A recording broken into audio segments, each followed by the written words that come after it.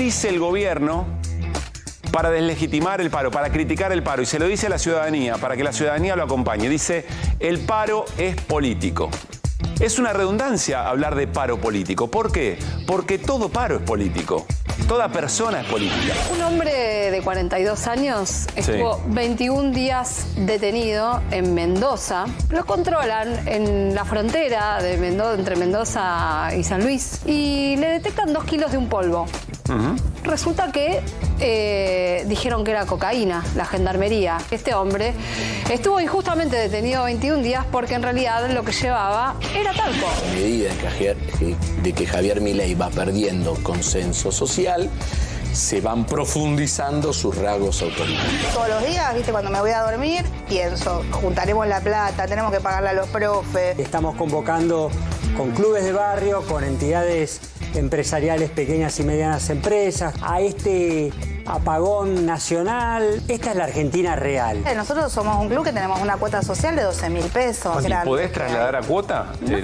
No puedo aumentar de 1.600.000 a 3 millones en esa misma proporción la cuota social. Tenemos un impacto bastante grande, ha pasado en los costos generales nuestros de una parte que era, no sé, 3-4% a ser casi un 20% de los costos generales. No importa lo que opine Milei, lo importante es que una Argentina sin pymes no funciona, que nuestro país tiene en los clubes de barrio, en la universidad pública, su activo. Eso es la Argentina, eso no pasa en cualquier país del mundo. Este hombre inocente estuvo 21 días detenido. Además, lo que denuncia su familia es que encima le robaron las pertenencias, el tiempo que lo detienen. Bueno, el tiempo que estuvo detenido fue el tiempo que estuvo realizándose ese testeo de laboratorio. Este tuit que está borrado en la cuenta de Patricia Bullrich. Que esto, ¿sabes cómo se llama? Condena anticipada. Porque todo paro es político. Porque el día que política signifique mala palabra para la gran mayoría de la sociedad y que no comprendamos que una acción gremial es una acción política, ese día la derrota va a ser muy fuerte.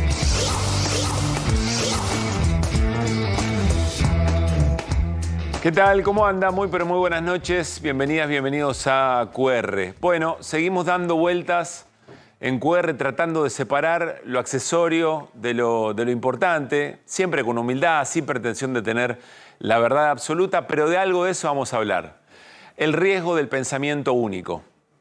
Y lo pudimos observar en las últimas horas en un episodio que tiene una lógica propia, que es la lógica de la representación de las relaciones exteriores de un país, alrededor de la salida de Diana Mondino, de la lógica sobre cómo se forman los y las profesionales que nos representan en el exterior. Ya vamos a hablar de eso puntualmente con Jorge Tayana, con Pablo Tetamanti, ex canciller, ex vicecanciller, mucha experiencia para que nos ayuden a leer qué otras cosas están pasando en ese ámbito muy particular.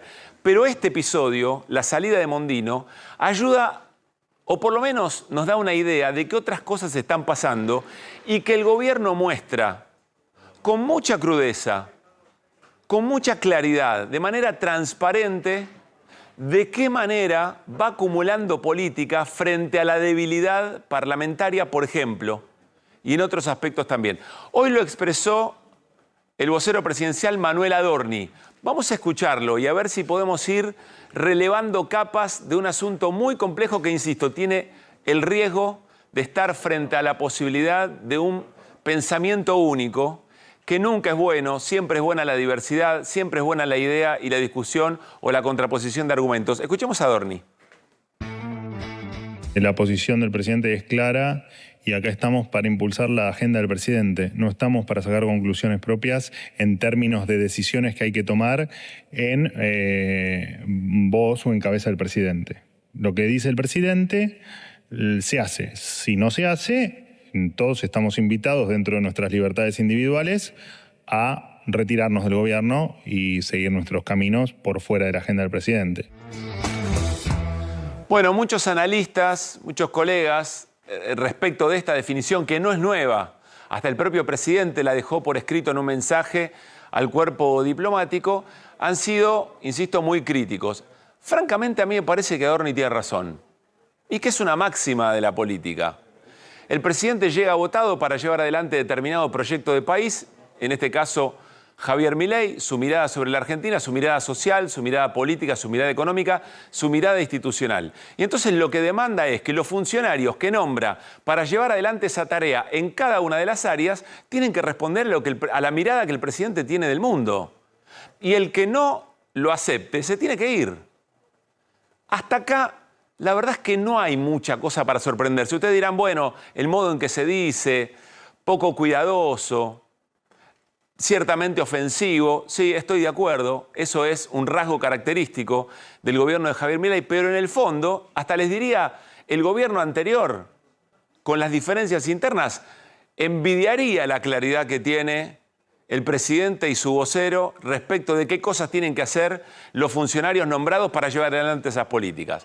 Pero hay un elemento más. Ustedes saben, hay una vocería oficial, es Manuel Adorni, pero después hay en el submundo libertario distintos influencers, distintos voceros, sobre todo en las redes sociales. Uno de ellos, Parissini, el gordo Dan, que también reflexionó sobre el tema mundial y agrega otra cosa y ahí nos vamos a detener. Escuchen con atención, sobre todo el final. Hay que poner a los propios. Esta es mi visión, ¿eh? Hay que poner a los propios y esto yo lo digo a título personal. Los propios a veces es un amigo, un conocido, que vos sabés que está con la ideología adecuada, digamos, que te da la confianza suficiente para llevar a cabo una tarea en la cual implica no traicionar la ideología del presidente, que es muy importante. También tiene que haber selección ideológica y compatibilidad, digamos, ideológica de la persona que está entrando, porque de pronto vos metés a una persona a laburar el Estado que tiene, qué sé yo, medalla de oro como Kicillof, que no sé qué medalla de oro tenía, pero tenía medalla de oro en una facultad, y te cumple con todos los requisitos y tenés un tremendo comunista hijo de puta que te va a tirar para atrás. Acá tenemos otro problema. Vuelve Parissini sobre la idea de tiene que haber confianza. Por supuesto, casi que relativiza la idoneidad, pero para ser justo dice, sí, tiene que ser idóneo, pero sobre todo la confianza, bueno, tiene que ver con lo que decía Adorni, pero después aparecen otros elementos. Aparece esta cuestión de la selección ideológica, pero no una selección ideológica entre distintas posiciones válidas en un sistema institucional y democrático, no. Dice, aparece la posibilidad de que se te meta dentro del ministerio un comunista y lo que dice a continuación.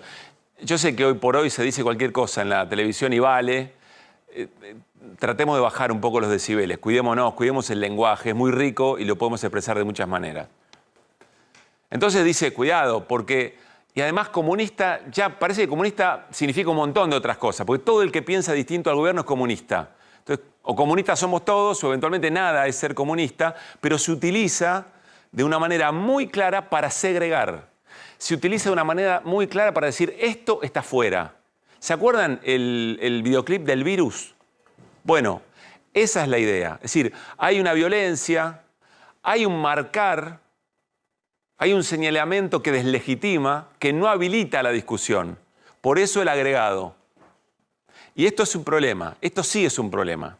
Vean un tramo del comunicado en el que ayer se contaba oficialmente la salida de Mondino. En un momento dice, la República Argentina defenderá los mencionados principios en todos los foros internacionales en los que participa y el Poder Ejecutivo, atención, iniciará una auditoría del personal de carrera de la Cancillería con el objetivo de identificar impulsores de agendas enemigas de la libertad. Podemos llamar esto purga, caza de brujas. ¿De qué manera se hace una auditoría de estas características? Y además, ¿cuáles son las ideas de la libertad? Porque de vuelta es un gran significante.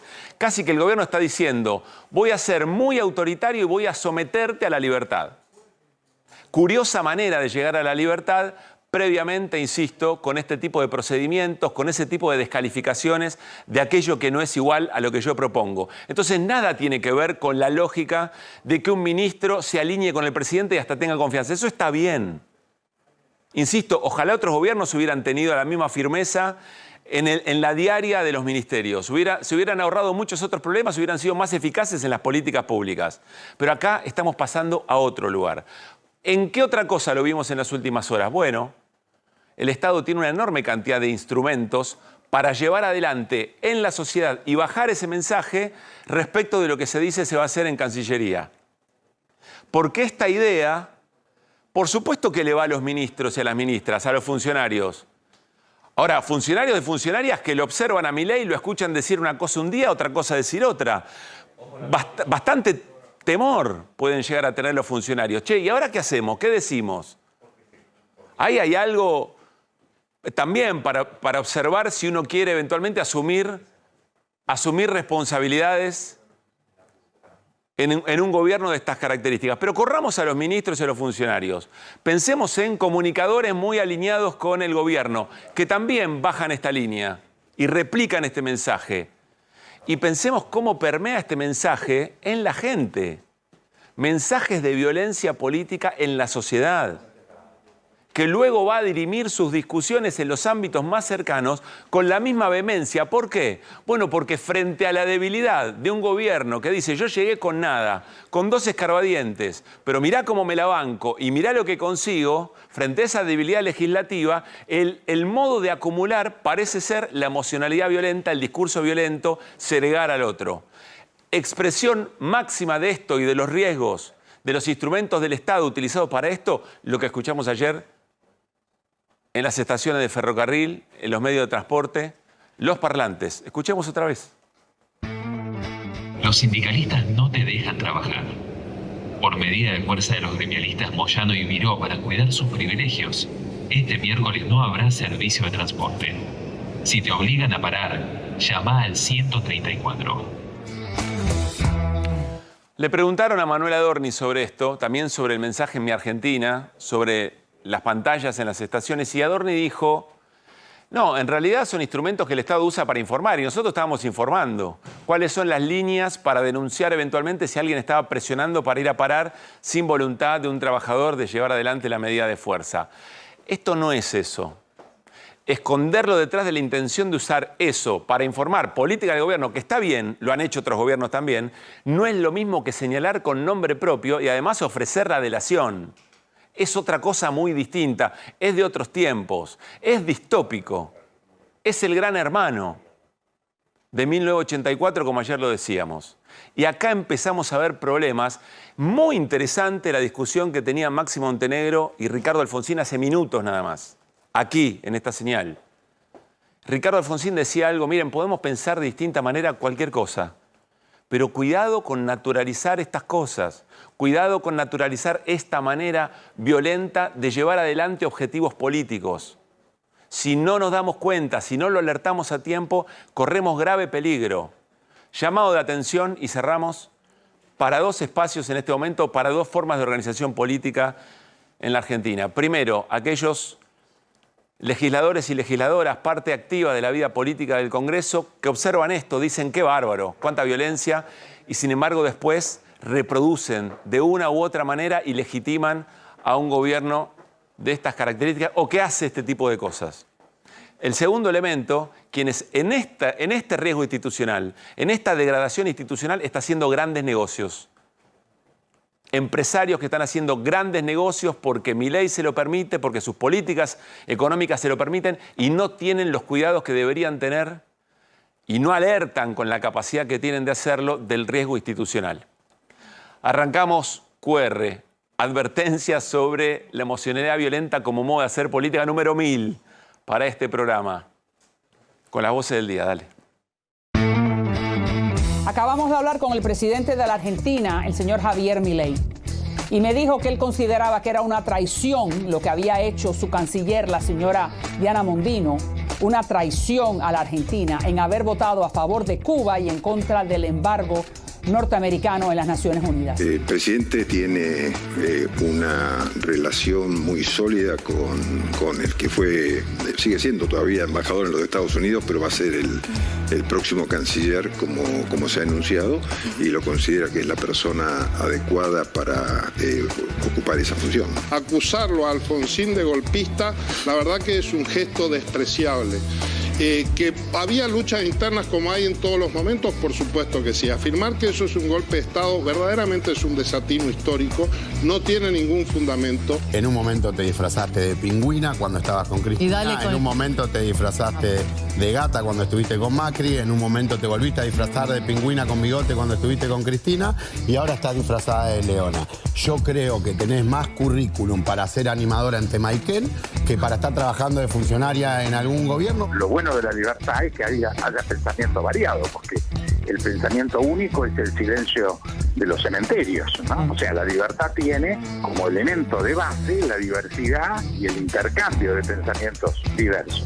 Lo que acaba de hacer ayer el presidente, agregándole ahora que va a hacer una auditoría para identificar los impulsores de agendas enemigas de la libertad, ya es macartismo, ya es otra cosa. Y la verdad es que se usó las dos cuestiones, tanto Mi Argentina como las pantallas, para informar a los ciudadanos sobre cómo hacer la denuncia, la línea 134, y sobre el paro político y los sindicalistas, y lo único que se hizo fue informar un dato de la realidad, digo, quienes habían impulsado el paro.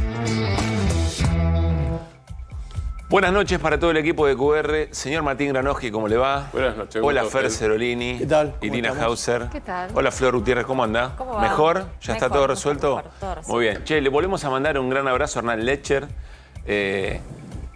gran responsable de todas las noches de Flor, por otra parte, Sí, aquí un abrazo en QR. Lo esperamos pronto. Lo estamos esperando, ya regresará de su viaje muy importante, por supuesto. Antes de meternos, les voy a pedir, ya hablamos con Jorge Tayana, ex canciller, sobre esto mismo, Pablo Tetamanti, ex vicecanciller, insisto, mucha experiencia para entender desde lo diplomático, desde lo que significa en la carrera del servicio exterior, qué es lo que pasó, qué escena están viendo respecto a la salida de Mondino. Pero comentábamos con Fer Cerolini, una historia que por ahí después la repasamos, hay que ver si llegamos. En Santa Fe, contalo vos, Fer, si querés, se chorearon de un tren 1000 toneladas de soja. Claro, se le rompen los frenos y en una zona... No, por lo que leí, le rompen los frenos. No, se le rompen los frenos, se le rompen a propósito. Claro. ¿Cómo se hace ese robo? Generalmente se ha hecho más de un ataque de esos.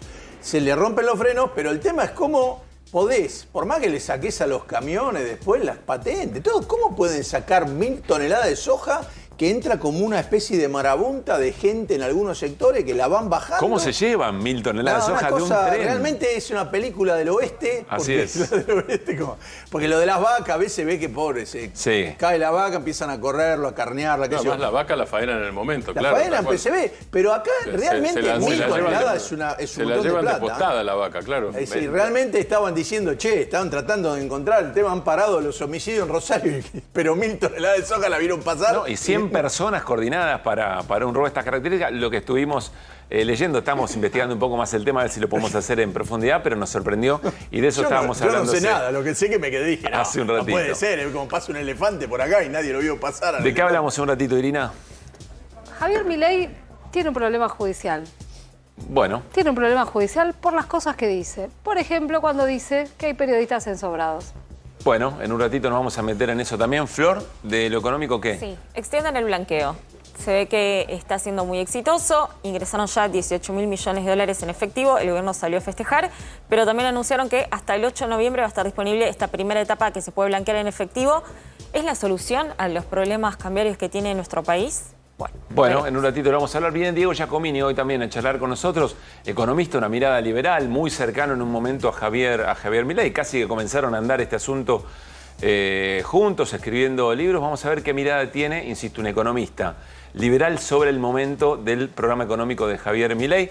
Martín Granowski, lo invito a... perdón, Cerolini, No, pasé por alto. Sí, antes de que venga Giacomini, creo que vamos a poder hacer, justamente hizo una nota muy interesante sobre la caída histórica de la rentabilidad del campo. Sí. Entonces, contar en datos, porque bueno, una nota es larga, pero acá con 3 o 4 datos uno puede entender lo que está explicando, que es una cosa, en lo que ven 10 meses, la pérdida de rentabilidad del campo y el tema de las economías regionales. Eso algo está bueno sobre lo que vos venís advirtiendo para hace después bastante. Preguntárselo a él, porque lo pasamos a placas y son unos números escalofriantes. Muy bien, muy buena remera la de Fer Cerolini, ¿no? Con Nicolino. ¿Qué tal? ¿Se acuerdan? Después habría que hacerse la de Capusotto con Liconilo Roche, que era la otra que hacía. Muy bueno. Vos sabés que cuando hablas te movés un poco como Nicolino. Mirá Tiene una buena colección de remeras, Golini, hay sí, que está muy decirlo, bien, es muy bueno. Sí. Nuevas generaciones, vayan a ver video de Nicolino Loche y el arte de esquivar. boxear. Así es. El arte de ganar esquivando, porque no es esquivar y perder, el arte de ganar esquivando, sí. Granovsky, lo invito a jugar. Relajemos un poquito. ¿Quiere? Bueno, venga a la pantalla. Vamos. Vamos a jugar un poco con Martín Granovsky. La verdad es que la noche da jueves. Tiene que ver con el toque de Diana, de lo que vamos a seguir hablando enseguida con Jorge Tayana y Pablo Tetamanti. Pero en esto de otra manera de escanear la realidad, nos propuso Martín Granovsky un juego. Explíquelo. Acá no hay escalones, no hay nada, ¿eh? No hay nada. No. No, pero, a ver, esto es... ¿Vos sabés cuándo escribí la primera nota de política exterior? ¿Vos? Más o menos hace 40 años. Bueno. Un poquito más de 40. Y conseguí la famosa auditoría. Viste que Milei dijo... ¿Tu primera nota de política exterior hace 40 años más o menos? Más o menos, un poquito más. Porque fue sobre la consulta del Beagle de Alfonsín. ¿Sabés que sos el 84. ¿Sabés que sos el 84 ni más? Sí. Sos el sabio de la tribu, ¿lo sabés, no? No sé, soy el viejo de la tribu, no sé si el sabio, pero bueno. Es así, pongámoslo así. Bien. O el veterano, si querés, viejo es medio feo, pero no importa, el veterano. Bueno, seguimos jugando entonces. Y conseguí la famosa auditoría, la que le quieren hacer a los diplomáticos para demostrar... ¿Conseguiste la auditoría? Conseguí la auditoría, acá está. Es una auditoría para diplomáticos, este es un documento reservado, por eso aclaré. En 40 años uno tiene fuentes, consigue la auditoría sobre pensamiento, no sobre disciplina. Lo que anunció el gobierno. Claro, pero es sobre el pensamiento, ojo. Porque obviamente, después los tenemos a Tayana y a Tetamanti, que nos van a explicar mejor que yo. Hay una disciplina, por supuesto, porque es un cuerpo profesional del gobierno. A ver, auditoría para diplomáticos, esto por es para favor, el pensamiento. Marque con negro la respuesta correspondiente. Vamos Bien. a la primera. El economista menos zurdo de la historia es A. El menos zurdo, ¿eh? El menos. Keynes. Lester, que no está, pero lo ponemos allí. Esto es parte de la auditoría, ven Por QR. supuesto. Es que Lester 6 es muy importante porque QR es muy mirado por el bien y por el mal. Y Javier Milei, el presidente. El menos zurdo. Que lo dejamos ahí, usted Si quiere yo fuera hacerlo. integrante de la Cancillería y quisiera pasar este asunto, diría Milei. Perfecto. La sé, muy bien. Okay. Diga cuál es el autor del mayor ajuste realizado por la humanidad. Ahí está. Gago. Sí. ¿Cómo Gago? Yo sufrí los ajustes en Racing. Nunca pasar de una semifinal. No seas así. Es así, nunca pasamos de una semifinal. Ahora verán los de Boca, nunca pasamos de una semifinal, yo vi los ajustes de Gago. Javier Milei o Marcelo Gallardo. Exactamente, que están sufriendo los hinchas de River su ajuste en este bueno, momento. Acá también le metería a la B. A ver, la Milei, próxima. B. Okay. ¿Cuál es el mono Sigamos. preferido en las metáforas del señor presidente? Bien. Mono con navaja, mandril o tití. O tití. Vio que habla de una de estas tres cosas el presidente Pero habla. para, responde una vos también. Yo diría que es mandril. Dirías por que lo es menos por mandril. lo que escuché al presidente varias veces, es mandril. Eso es por lo dijo más de una vez. Con alguna cosa que el presidente evidentemente tiene que seguir procesando, pero tiene que ver con lo rojo de los glúteos, digamos, ¿no? Exactamente, ese es lo rojo de los glúteos, las metáforas con pedófilos y chicos bueno, ya fue, pasó a mayores. Vaselinados, digo, son unas cuantas cosas. ¿Con la qué verdad. país debería alinearse la Argentina? Ahí está. Opción ver. A, Estados Unidos. B. Estados Unidos. C. Estados Unidos. Me cuesta definir ahí la respuesta, no sé. Difícil. Próxima. Dele. Complete la palabra Sí. Empoli. Empobrecedor. Es por Diempoli, el autor de El Mago de Kremlin. Sí, claro, y los ingenieros del caos. Y los ingenieros del caos que estuvo estos días en Argentina. Empobrecedor. Empobrecedor. Empomar. Sí. Te juro, Martín, Sí. no lo había visto esta, no sé qué poner acá. En realidad, yo diría que en este caso, cualquiera de los tres, si yo fuera... Las tres son el correctas. el que toma la auditoría y el que Es evalúa la engañosa. auditoría, diría las tres... daría las tres por válidas. En el juego de los libritos Sobre todo este es el naranja. las dos primeras. No. La tercera la usó el presidente en algún momento. Las dos, en el primero se inspira. Y la segunda, si hay que evaluar, digo, si hay paridad, la segunda sería la ganadora porque es la palabra más repetida por el presidente, empobrecedor. Ponga estos próceres en orden de importancia. No, Bien. para. ¿Sí? Javier Milei. Javier Milei. Esperá, pero el que hizo esto, el presidente menciona mucho próceres, hombres importantes. Sí. que son los antecesores del prócer más importante. Sarmiento, Roca, San Martín no lo nombra mucho. Las Malvinas son lo que... Sí, ahí parte está. del territorio argentino, sí. Un distrito del Gran Buenos Aires. Malvinas Argentinas. Lo que es lo que viene haciendo el gobierno, porque el gobierno hizo hasta ahora. Aceptó que se llamara Falklands en un comunicado del Estado. Si fue la Cancillería, del Ministerio de Defensa, de alguien que metió la mano... Las excusas no se publican, decimos en nuestra oficina. Totalmente, las excusas no se publican. Después uno o averigua, pero es el Estado Nacional. No pasó nunca esto. Salieron de un mapa. Nunca. Salieron de un mapa. Y esa es la otra parte. En la jefatura de gabinete salieron del mapa, no en cualquier lado. Sí. Conferencia ante diplomáticos argentinos y extranjeros en jefatura de gabinete, y resulta que había un mapita con un continente que no tenía Malvinas, en realidad tampoco tenía Antártida. Pero digamos, bien. A veces eso no hay lugar para ponerlo, digamos, está mal, pero no hay lugar para ponerlo. Pero que no tenga territorio malvinense, yo creo entonces que la respuesta adecuada en la auditoría sería la primera. Me distraje con la 8. ¿Sería lo qué? ¿Las Malvinas son lo qué? ¿Lo qué? ¿Lo qué? Eso sería Malvinas. Me distraje bien. con la 8 y última. ¿Cómo empezaría un encuentro con Lula? Esto es para un diplomático, siempre es para diplomáticos de carrera, para ver si aceptan la respuesta correspondiente en la defensa de las ideas de la libertad y pueden continuar en carrera, entonces. Tenés mejor pronunciación del portugués. Bien. Entonces, tudo bem, Lulinha, o tudo bom, puede ser Lulinha. Sí. Lulinha se usaba en la campaña electoral, era bien. Lulinha, paz y amor en el 2002. ¿Y la B? La B es, vos sos un comunista, porra. Vamos a decirlo en portugués más. Acá depende del momento. Porque si hubieras hecho esta misma pregunta con Xi Jinping, depende del momento, hubieran sido respuestas distintas. Yo todavía no estoy seguro que haya un giro con China, pero lo veremos eso. Veremos qué pasa. Me parece que lo que hay es paciencia china, nunca mejor dicho, con la Argentina. No sé si hay un giro con China, lo veremos eso. Pero bueno. 9. Define el Mercosur con una sola palabra. Ahí está. A, integración. Sí. B, zurdo. C, colectivista. Sí. La A no me suena. Hay dos palabras que el presidente no usó nunca. O por lo menos yo no tengo registradas. Una es Mercosur y la otra es industria. Que tiene que ver una con la otra. No las pronunció. Industria no la pronunció, que yo sepa, nunca. Ni siquiera en la industria. 10, última. Bien. Elija su Úrsula preferida. Ahí está. Úrsula Andrés. Sí, Úrsula esto es para nada. Esto es para la historia, porque Úrsula Andrés era actriz de películas de James Bond. O sea que estamos hablando de principios de los 60. Bien. Úrsula Corberó. Úrsula Corberó es una actriz también, pareja del Chino Darín, protagonista de La Casa de Papel, y está Úrsula Bassett. ¿Y cuál es la correcta? Para alguien que quiere seguir trabajando en Cancillería. Y si dice Úrsula Corberó, le va a dar zurdito por lo pronto. Sí. Si dice Úrsula Andrés, tal vez quien tome esto no va a entender. Sí. Si dice Úrsula Bassett, la invocó porque no es tan conocida. Dentro de la Cancillería es muy conocida. Hay 2 comisariatos políticos dentro de la Cancillería hoy. Algunos dicen que es Bustamante el vicecanciller. No es tan así. Hay 2, básicamente. Una es Úrsula Bassett. Úrsula Bassett es una persona que, sin función determinada, puso en una intervención de hecho Karina Milei en la Cancillería, sin antecedentes diplomáticos. Cuando digo sin antecedentes diplomáticos, es sin antecedentes diplomáticos profesionales y no profesionales. Hoy vamos a tener a Jorge Tayana, que no es profesional, que no es diplomático de carrera. Cuando digo diplomáticos no se le conoce ni un paper, ni una intervención, ni una opinión sobre política internacional. Y el otro es Nahuel Sotelo, que estuvo a punto de ser canciller antes de que lo designaran ministro Wertheim. Secretario de Culto y Civilización. Es secretario de Culto, Civilización, Derechos Humanos y Anti-ONU. Gracias.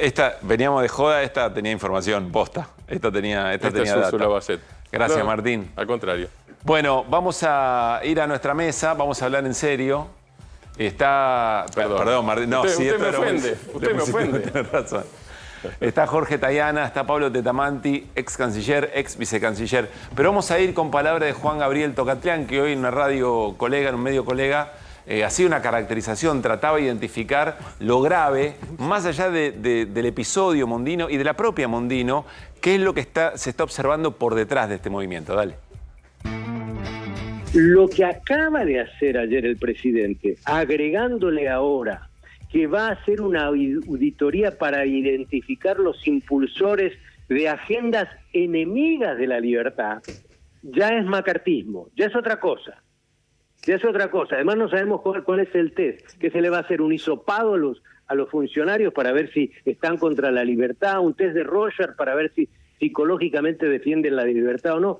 Esto es peligrosísimo, esto es un andarivel que nadie se atrevió en la República Argentina en cualquier modalidad de régimen político. Jorge Tayana, muy buenas noches. ¿Qué tal? Pablo Tetamanti, ¿qué tal? ¿Cómo Buenas están? noches. Gracias por haber venido. Jorge, arranco por vos. ¿Qué estás viendo en toda la escena, en la escena Mondino?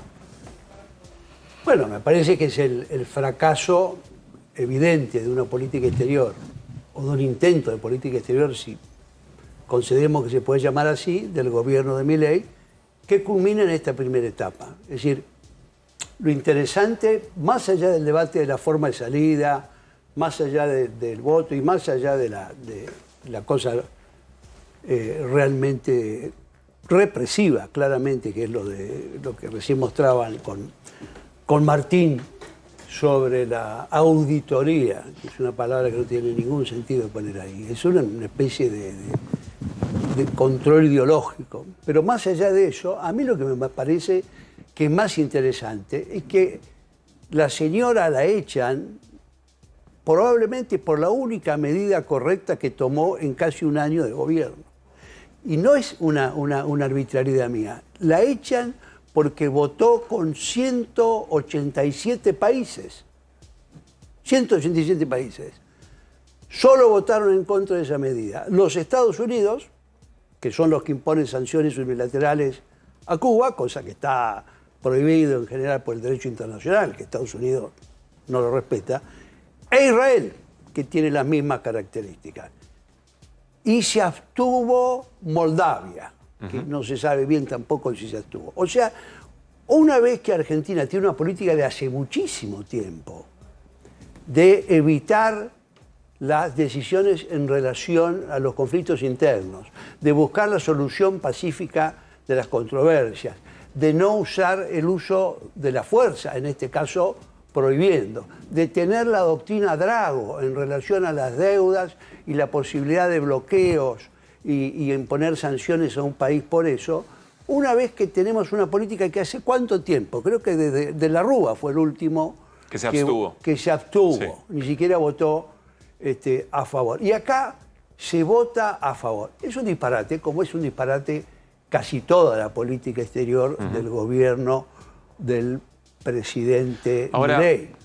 Pablo, tengo una pregunta, después Jorge lo mismo, porque el gobierno dice, para mí con cierto buen criterio, dice, espera, todos los funcionarios y funcionarias de este gobierno tienen que alinearse con lo que el presidente piensa y el que no lo hace se tiene que ir. Mi pregunta es si eso para Cancillería y para todo lo que significa la representación en el exterior opera de la misma manera, qué tipo de funcionarios integran la Cancillería, cómo se lleva adelante esa representación.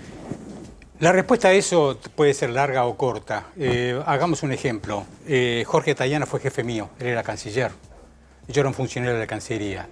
Él acaba de dar la respuesta a la primera pregunta. Este es el momento en que yo, como funcionario del Servicio Exterior, si tengo una opinión contraria, se lo tengo que decir, antes que tome una decisión. Le tengo que decir que me parece bien, que no me parece bien, que tal vez lo haría de otro modo. Sí. ¿Por qué? Porque soy un funcionario del Servicio Exterior y esa es mi obligación. Entonces yo le diría, señor canciller, me parece que esto no corresponde o sí corresponde. Yo le sugiero porque es mi función. Él va a tomar la decisión, la responsabilidad será del titular. ¿Quién es el titular último del Poder Ejecutivo? El presidente de la Nación siempre. ¿Quién lo dice? La Constitución y las leyes.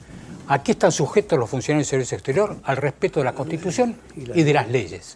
Las decisiones las toma el presidente de la Nación y después las ejecuta y hace ejecutar el ministro del ramo, en este caso el canciller. Los funcionarios del Servicio Exterior entramos en la carrera, yo tuve 42 años del servicio y empecé cuando era un joven de 24 años. Tengo relación con el Servicio Exterior de mucho antes porque mi padre también lo fue y entró cuando él tenía 21. Lo que nosotros estamos viendo es que acá hay una terrible ignorancia de cómo se entra en el Servicio Exterior, cómo se constituye y por qué se constituye ese cuerpo. Este cuerpo fue ideado por Perón en el año 1947, cuando trató que se armara una escuela de la misma manera que se categorizaban a los funcionarios. ¿Y todos piensan igual en esa escuela? De ninguna manera. De ninguna manera. Eso no significa que nosotros no nos hagan hasta un texto psicológico para ver si no nos falta. Antes de ir a eso, Martín, quiero hacer esta pregunta. En función de lo que contaste antes, ¿hay alguna posibilidad de que Milei no haya sabido cómo se iba a votar en Naciones Unidas respecto del bloqueo? Yo no quiero especular con eso. Lo que yo sí sé es que normalmente la Asamblea General empieza en la sesión de alto nivel, y ustedes habrán visto al presidente hablando, y que después se extiende todo el año hasta que empieza la siguiente. Termina el día anterior que empiece la siguiente. Pero a partir del alto nivel hasta Navidad se reúne todos los días.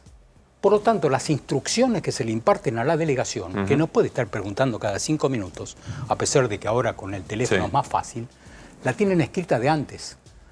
Cuando a mí me tocaba en su momento, yo le tenía que elevar, yo era director de organismos internacionales, terminaba eso, uno sabía que el canciller lo tenía que leer antes que empiece la asamblea. A la hora de votar, ¿no? Que se dice, bueno, hay que votar.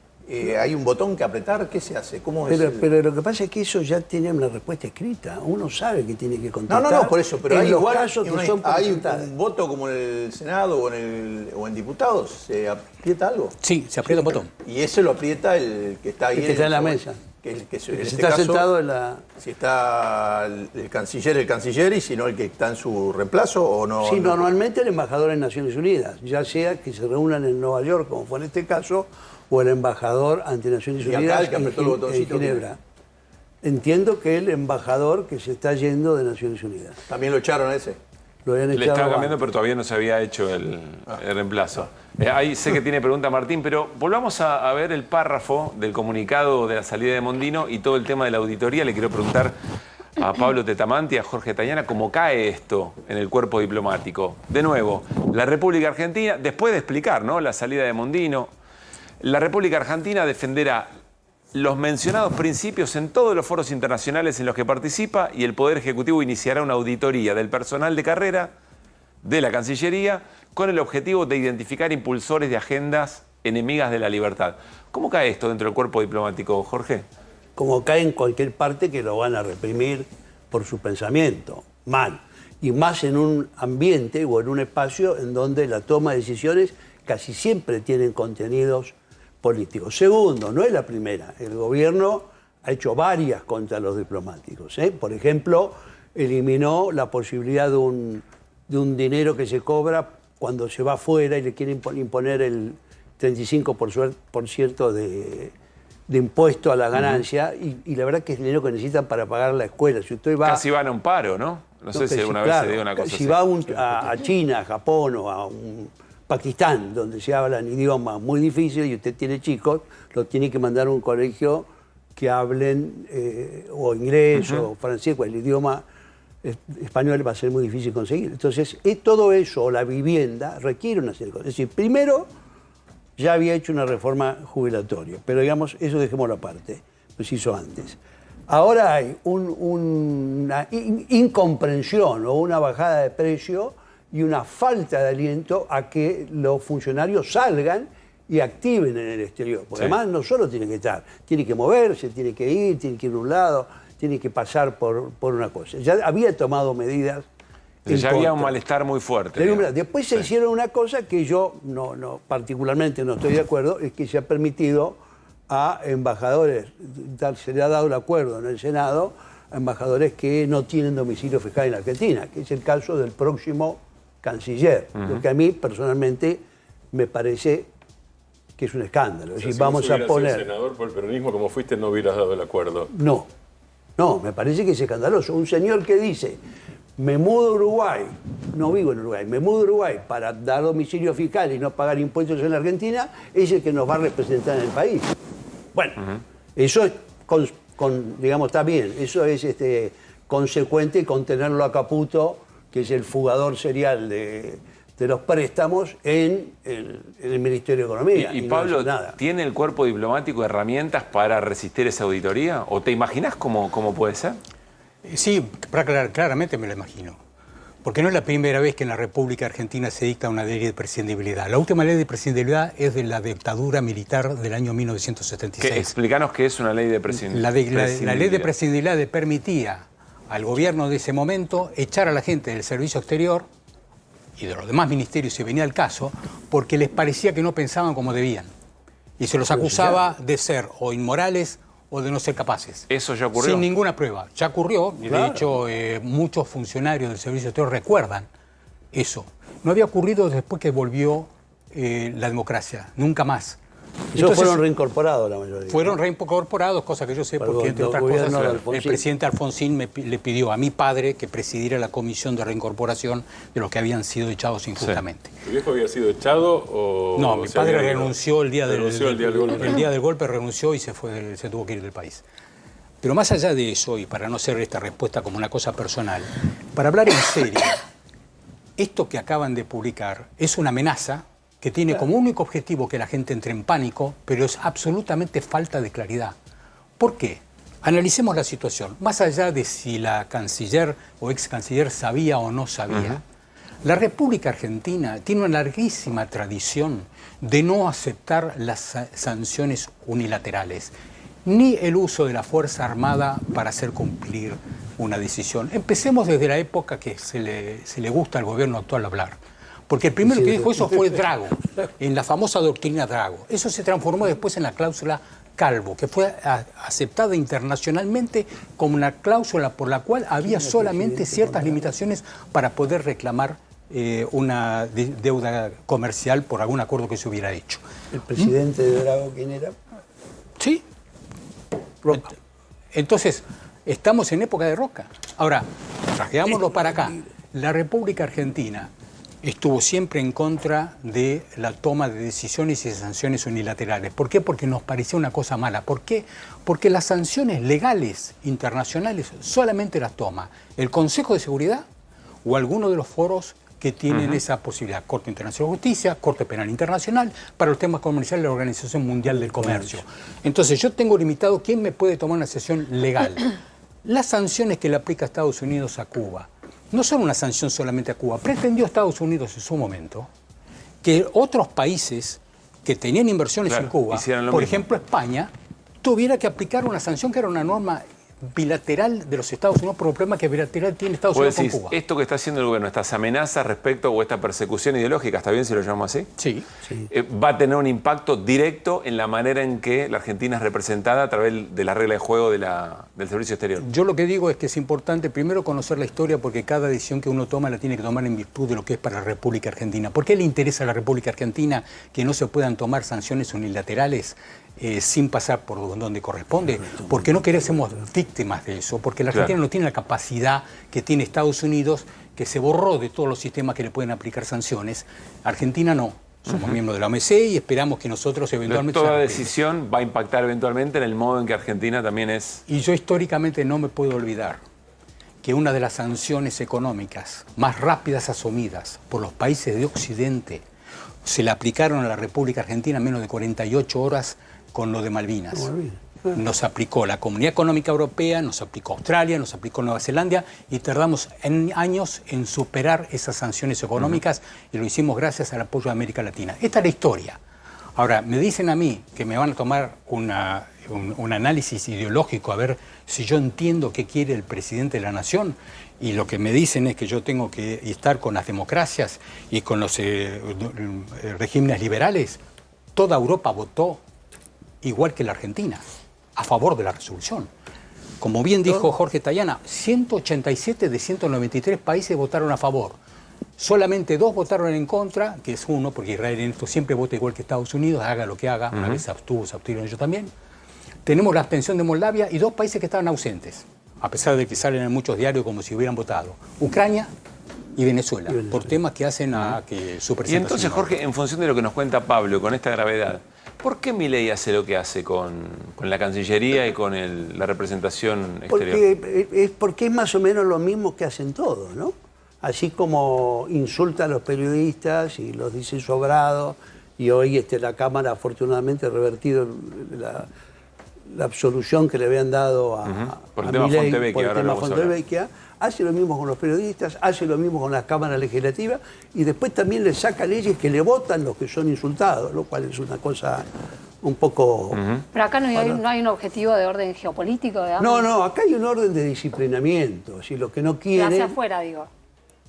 hacia afuera del orden. No, porque, bueno, sí, pero es un error, porque Estados Unidos sabe y espera que Argentina vote en contra de ellos en el tema de las sanciones a Cuba, porque vota todo el mundo. El Reino Unido. Sí, el gesto de hablar con la legisladora. No, eso es ignorancia pura de Milei o sobreactuación de Milei.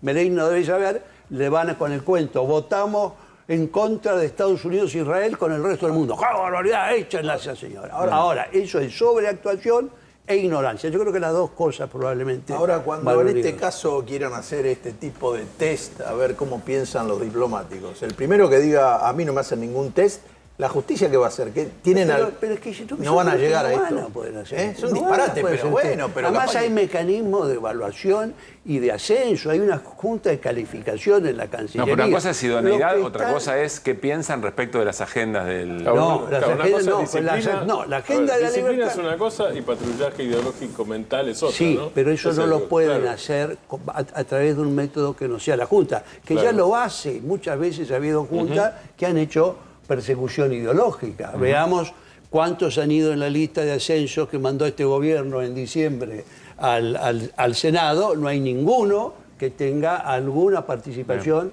en los gobiernos peronistas. Eso están radiados todos. O sea que lo que está haciendo es amenazando para disciplinar, para subordinar, para evitar las quejas, porque ve que hay malestar, ve que se juntan, ven que hubo listas opositoras en organismos internos, ven que hay un malestar, como hay en las Fuerzas Armadas, que también se sienten engañadas por el gobierno. Y entonces no les gusta, no gusta a las Fuerzas Armadas transformarse en policía, que es lo que quiere el presidente y lo que quiere Patricia. Entonces ese malestar él trata de cortarlo de la misma manera que con los avisos trataba de atacar el paro de transporte de ayer. Pablo, cerrá con lo que quieras. Una sola cosa de cómo funciona normalmente la Cancillería. Decía yo antes que el jefe, en este caso tomaba el ejemplo de Jorge Tayana, me da una instrucción. Esa instrucción yo le digo que me parece que está errada. Sí. Él sigue convencido de lo que había dicho y dice, esa es la instrucción que yo tengo. Ahí yo tengo un dilema. Porque si yo lo tengo que ejecutar, estamos hablando de decisiones legales, ¿no? No estamos hablando de algo que está fuera de la ley. Decisiones legales. Pero yo estoy en desacuerdo, yo le tengo que decir, señor canciller, no me pida eso a mí porque yo no voy a ser consistente, porque yo no creo en eso. Y sé que la consecuencia es que me van a apartar de los puestos de responsabilidad y probablemente termino trabajando en un área de mayor responsabilidad, de mayor importancia o de carácter marginal. Lo que yo no puedo hacer, y eso no hace falta inventar nada, es que él me diga, usted vota en contra de esta resolución y yo voy y voto a favor, porque ahí estoy incumpliendo una instrucción. Y ahí ya la figura del sumario. El sumario administrativo existe. Ahí acepta mi responsabilidad, donde yo tome una decisión que no me corresponde y yo voy a tener la sanción administrativa que corresponde. Puede llegar a ser hasta mi expulsión del Servicio Exterior de la Nación. Entonces, nada de lo que han puesto está inventado.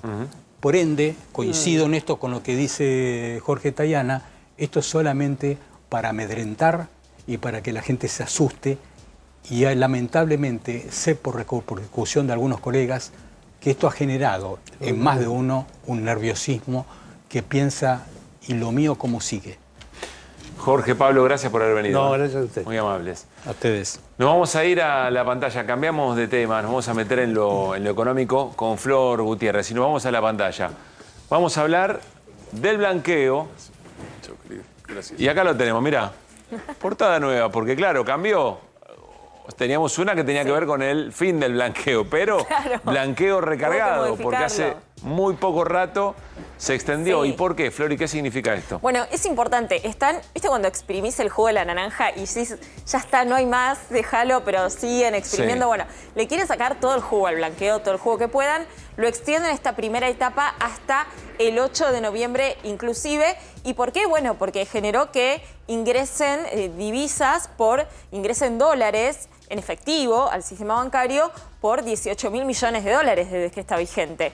Y entre otras cosas, es el blanqueo, el conejo que sacó Caputo de la Galera, que permitió mostrar algunos números que vamos a compartir ahora con ustedes, que lo venimos contando igualmente, estamos hablando del riesgo país, fíjense que está en 984 puntos básicos, estas son las cotizaciones del día de hoy, riesgo país que está todavía por debajo de los 1000 puntos básicos, algo que el gobierno celebra porque es la capacidad de volver al mercado internacional de crédito.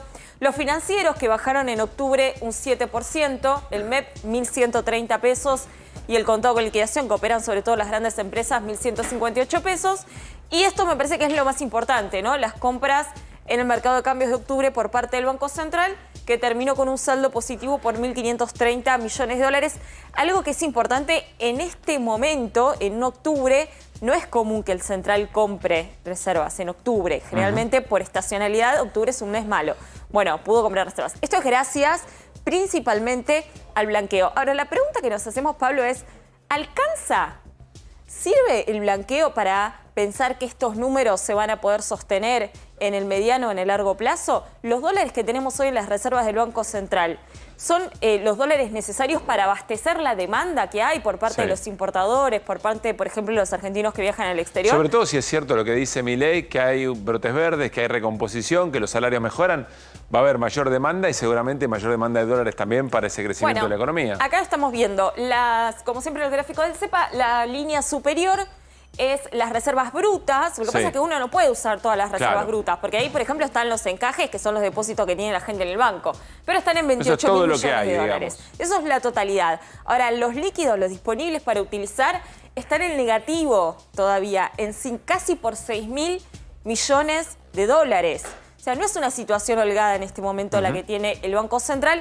Todavía falta muchísimo para recomponer. Miren esto, el efecto de la sequía, ¿no? En el 2023 fue muy fuerte. Después, efectivamente, la devaluación que hizo el gobierno de Javier Milei le permitió tener una recomposición. Y fíjense cómo la apreciación cambiaria hizo que nuevamente entren en terreno negativo. Pero hay un dato más importante todavía para analizar, que lo publicó el Banco Central en el balance cambiario, que se llama cuenta corriente, que está deficitaria. Y te lo voy a pasar al español. Dale. Significa que los dólares que generamos por las exportaciones no alcanzan para pagar las importaciones y los intereses de deuda. Entonces hay déficit.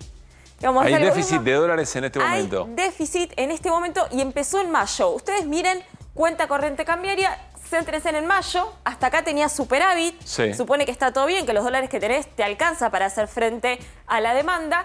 Esto se revierte, entre otras cosas, por el atraso del tipo de cambio, y en junio está negativo, en julio está negativo, en agosto y en septiembre, que se publicó esta semana, terminó también en negativo por 700 millones de dólares. ¿Puede ser que el efecto del blanqueo mejore esa situación? No, o sea, lo que genera el blanqueo, que es poder financiar este déficit. Vos tenés un déficit. Sí. ¿Cómo lo financiás? Por ejemplo, si el sector privado puede colocar deuda en dólares y esa deuda en dólares después en parte la compra el Banco Central, bueno, ahí lo podés financiar. El punto es que se termina el blanqueo. Claro. ¿Cómo financiás este déficit de cuenta corriente que lo tuvo en su momento Mauricio Macri? Lo pudo financiar con endeudamiento porque, entre otras cosas, el nivel de deuda pública en dólares era muy bajo y lo pudo hacer. Ahora no podés tomar deuda en el exterior, sí lo pueden tomar los privados y es efectivamente lo que vos decís es, ¿esto es un puente o esto es el comienzo de algo más sostenible? No se sabe bien qué es lo que le daría sostenibilidad a esta mejora de las reservas del Banco Central. Sí, y te sumo algo más. Mirá la parte de servicios, que es la tercera fila. Servicios por turismo están en un déficit bastante elevado. Sí. O sea, se van más dólares también por turismo de los que ingresan. ¿Cómo se salda esta cuenta de manera sana? Bueno, tienen que ingresar efectivamente dólares por exportación o por inversión extranjera directa. Rigi, nada aparece en el corto plazo. Tendría que ser como un boom en energía, un boom de minería, pero si no, es proceso de endeudamiento para financiar este déficit de cuenta corriente, pero no está para nada estable la situación cambiaria. De cualquier manera, estiran el blanqueo como para ver si pueden aprovechar lo último que queda. Gracias, Flor. En un rato vamos a venir con todas estas preguntas también para Diego Giacomini, una mirada liberal del momento económico, a ver qué piensa, si coincide eventualmente, si está viendo cómo puede salir el gobierno de Javier Milei o eventualmente cuáles son los peros que tiene Giacomini, muy crítico por otra parte, a pesar de su cercanía en los orígenes con el presidente de la Nación. Me voy a la mesa porque ya está con nosotros Carlos Tomada, ex ministro de Trabajo, ex embajador en México. ¿Cómo estás, Carlos? Bien, bien. yo me zafo de cualquier auditoría. Vos zafaste, claro, terminaste justo. A ver, retomemos un poco eso, porque fuiste embajador en México hasta que terminó el gobierno de Alberto Fernández. ¿Qué estás viendo? Si estuvieras dentro de la... Recién lo hablaba con Pablo y con Jorge, me parece un espanto esto. Y además debe estar produciendo un clima en la Cancillería terrible. Terrible. Pablo hablaba inclusive de algún antecedente, pero el nivel de persecución que se debe... El antecedente de la dictadura cívico-militar. Bueno, por eso. Entonces, el clima que... Y ustedes saben que la Cancillería, digamos, no es gente mesurada en general. Sí, claro. Promedio, digamos. Pero deben estar aterrados. Digo, como estaría, me parece, cualquiera que estuviera en una situación parecida. Digo, el macartismo creíamos que había desaparecido dentro de las categorías de análisis en Argentina, ¿no? ¿Me parece? ¿Y por qué crees que puede Milei todo esto? No sé si puede. Porque si lo hace es porque puede. No, puede, pero no quiere decir que definitivamente se consolide. Estamos frente a un cambio, me parece, ¿no? A ver, ¿cuál es el cambio? El tema de que me manejo con DNU y con veto y amenazo y grito y descalifico y agravio con barbaridades como la que le dijo a Cristina o las que le dijo a Ginés González. Digo, me parece que eso... no lo va a poder Pero sostener. espera, es una expresión de deseos porque lo que se ve en la práctica es que eventualmente puede, ¿no? Cuando tiene que retroceder, va a retroceder y ya ha retrocedido. Retrocedió con el Bonaparte, retrocedió con el Casa de la Moneda. Digo, con un montón de cosas se las quiere llevar todas puestas, pero ojo, vamos a ver qué pasa con todas las normas que se están aprobando, la ley de bases que van a ser... Bueno, pero parece haber consolidado el tercio suficiente para sostener un veto o sostener un decreto. No sé, no me parece, porque concretamente ayer le sacaron dictamen. Para el tema del... Que lo puede vetar, que no pueden eventualmente. hacer decretos. Bueno, pero... Es el veto del veto casi. Sí, bueno, ¿no? Claro. El veto y el DNU son dos soluciones que están en la Constitución.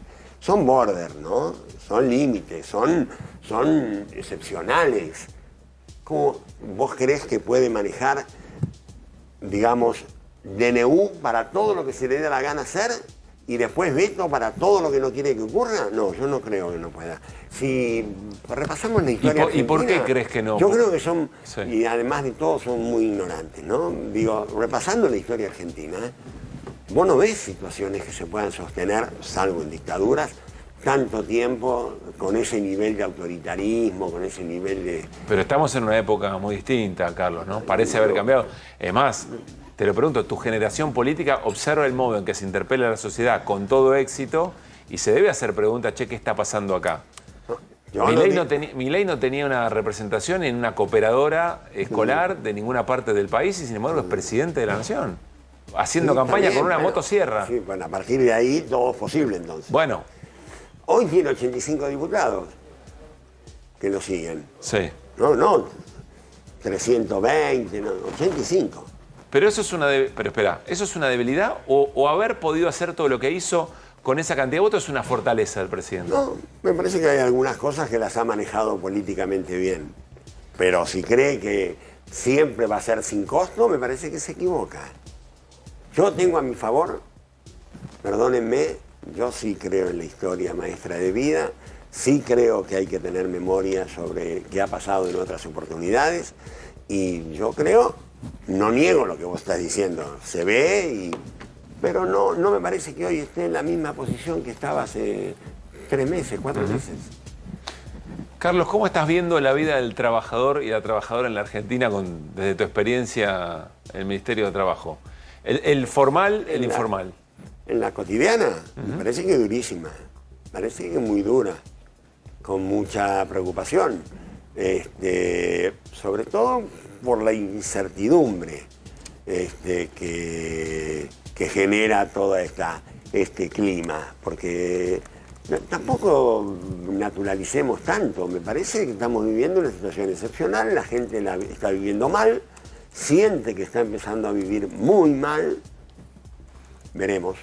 No estoy diciendo que esto va a generar algún estallido, no digo ninguna de esas cosas. Creo que hay un cambio de clima que confunde con este veranito económico que están viviendo, y entonces de nuevo otra vez toman impulso para tomar este tipo de decisiones. Pero también los veranitos en la historia argentina han durado un tiempo, y ¿quién no ha creído esta convertibilidad resolvió todos los problemas? ¿Y en qué dispositivos que tiene a mano el trabajador y la trabajadora confías? Te lo pregunto porque vos estuviste en el Ministerio de Trabajo, que de alguna manera tiene una observación, tiene una manera de entender la relación entre patronal y trabajadores, y tuviste siempre que interceder.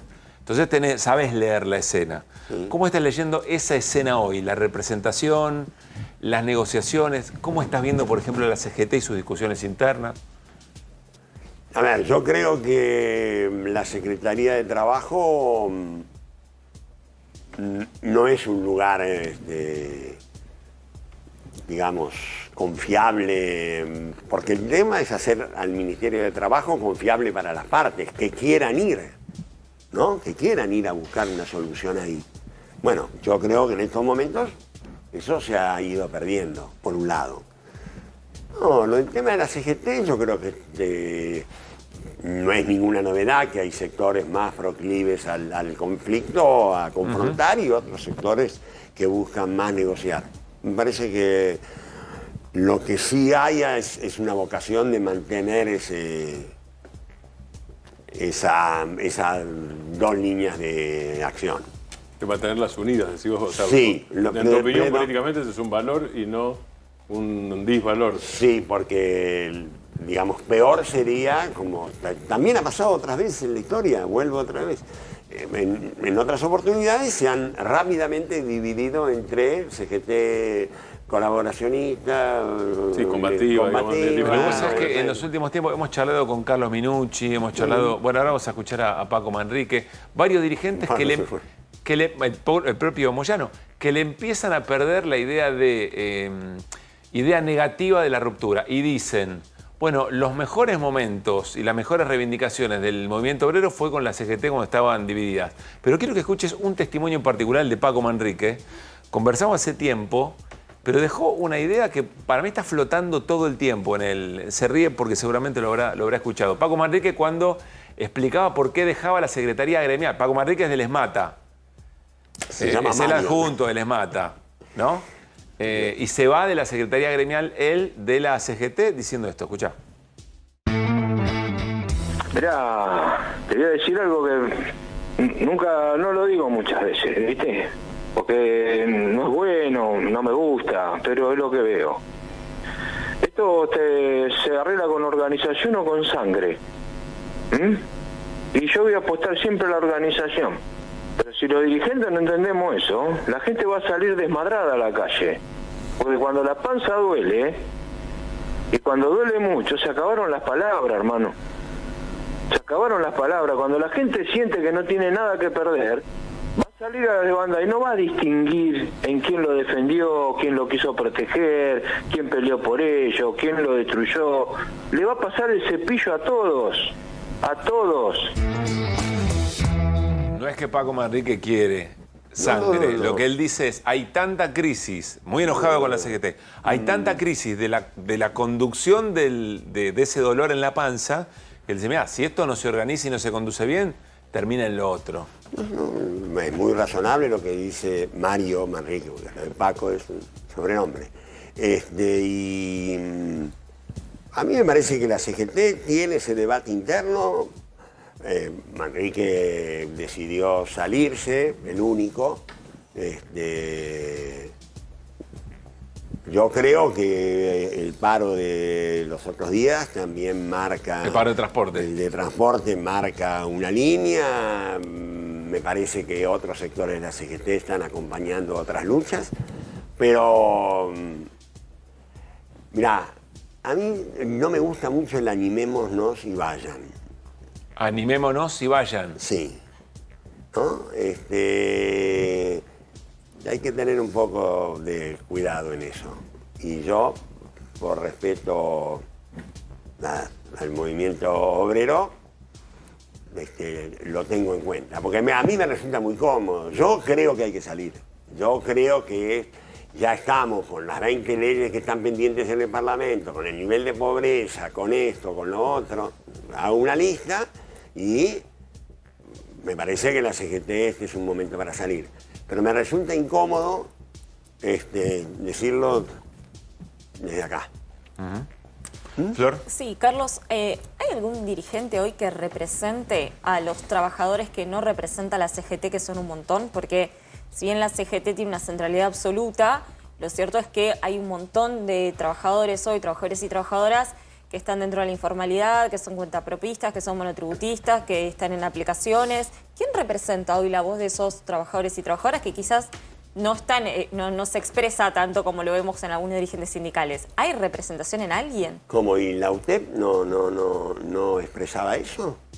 Pero en la economía era una economía popular, ¿no? Son todos los trabajadores, por ejemplo, los trabajadores de aplicaciones no, los Rappi tampoco. ¿Y entonces?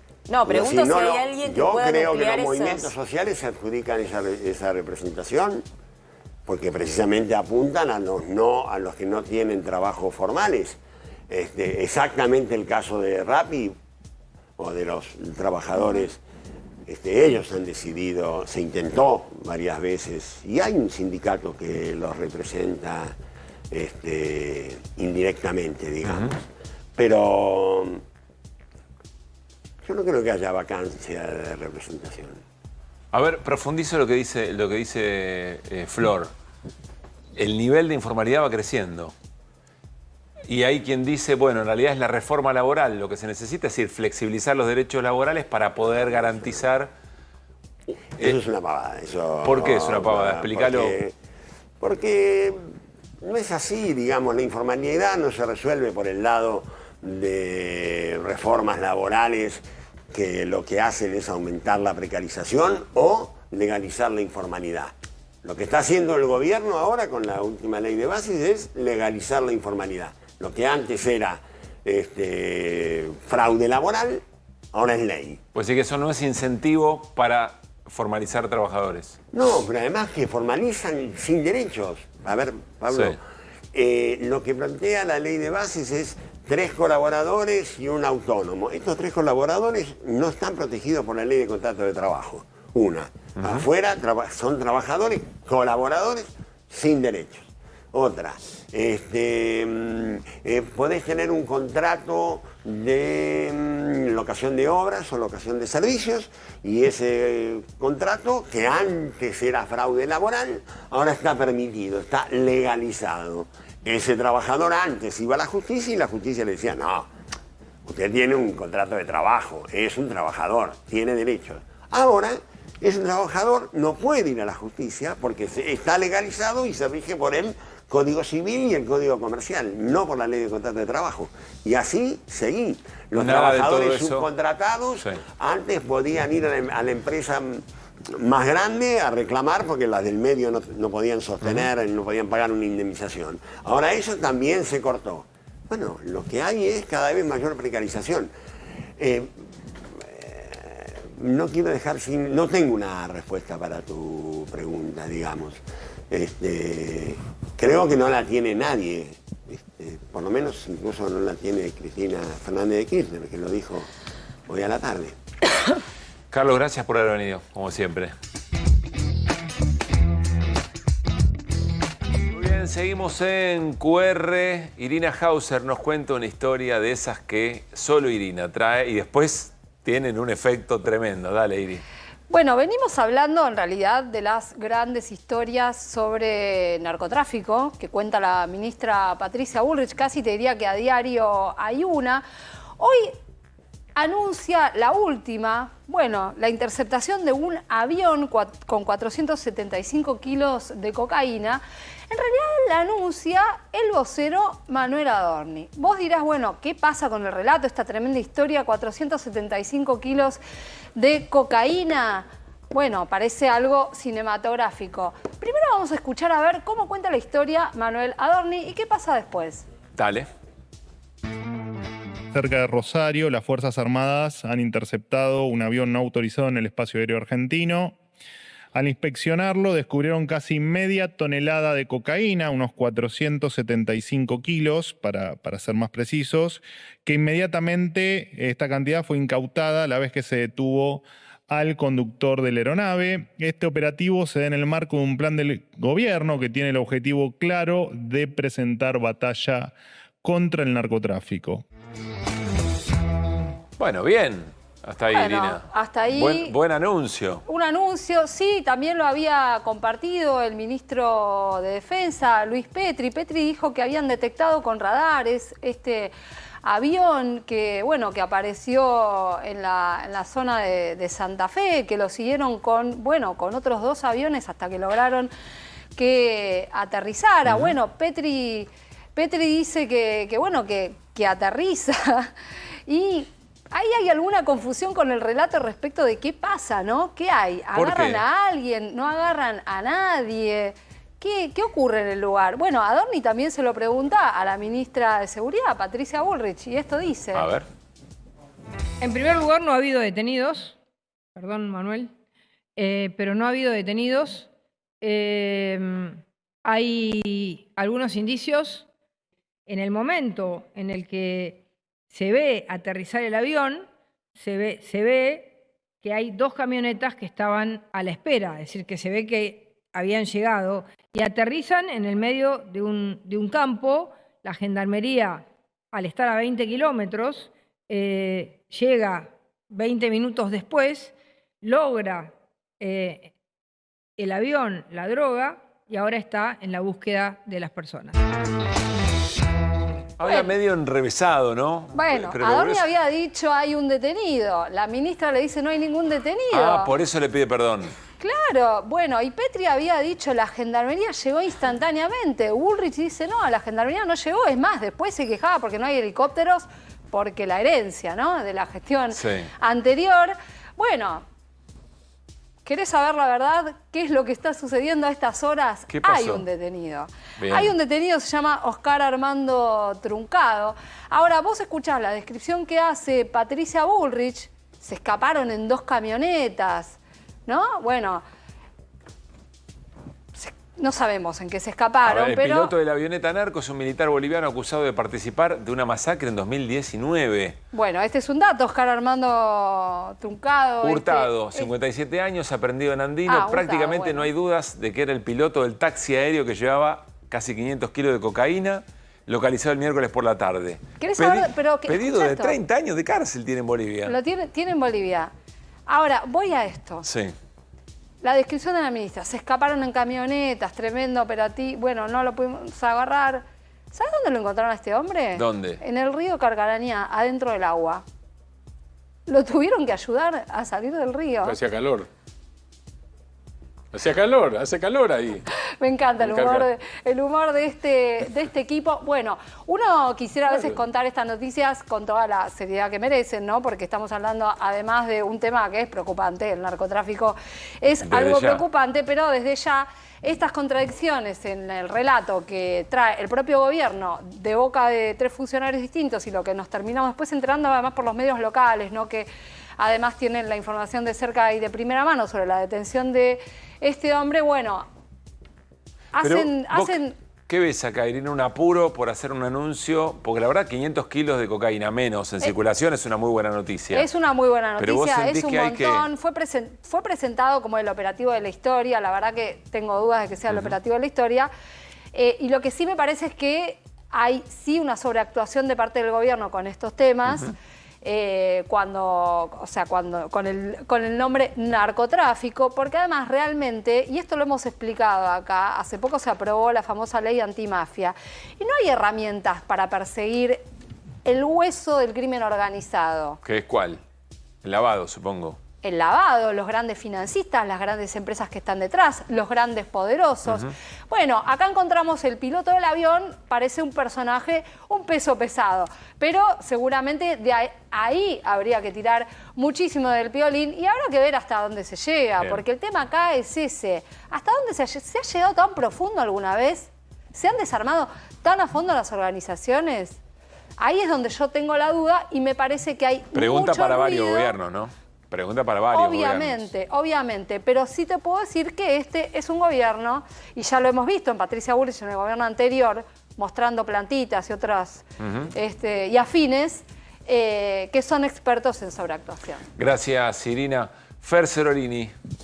Bueno, el señor Diego Giacomini es invitado esta noche. Ya lo vamos a entrevistar. Sacó una nota muy interesante que hace referencia a la caída histórica de la rentabilidad del campo que está sufriendo en los meses de gobierno de Javier Milei. Esta es la nota, ¿no? En Infobae. Esta es la nota, sí señor. Bueno, el tipo de cambio multilateral está teniendo una baja importante, eso lo vamos a mostrar después. El campo y la economía regionales con rentabilidad por el piso. Bueno, el tema es así.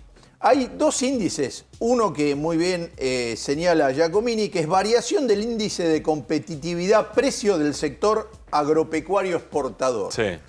Este índice, que se llama ICOPESA, desde el día que hizo la devaluación Milei, el 13 de diciembre, que devaluó el 118%, hasta hoy cayó el 47%. 46%. 46%. Justamente coincidiendo bastante, que se acuerda que habíamos hecho eso nosotros de la tonelada de soja, que si uno vendía una tonelada de soja, ¿qué poder en pesos tenía hoy?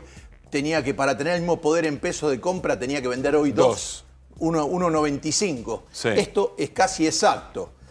Esta variación, bueno, y después viene la variación del índice de competitividad de las economías regionales, que se llama ISER, como donde van a estudiar los locutores. Sí, pero con S. Bueno, este es con C. Esa bajó el 32%, que son el resto de las provincias que no tienen tanto el tema agropecuario, sino que tienen otro tipo de plantaciones, producción. Es una caída muy importante. Y bueno, una caída importantísima. O sea, vino, arándano, aceituna. Y lo que todo estudió eso. Giacomini es condiciones cambiarias. Si se mantienen las condiciones cambiarias de acá a fin de año, y los precios internacionales no varían, y sigue el crawling peg del 2% del gobierno, a diciembre, el ICOPESA, el primero, el que tiene que ver con las vacas y los granos, va a haber caído el 56%.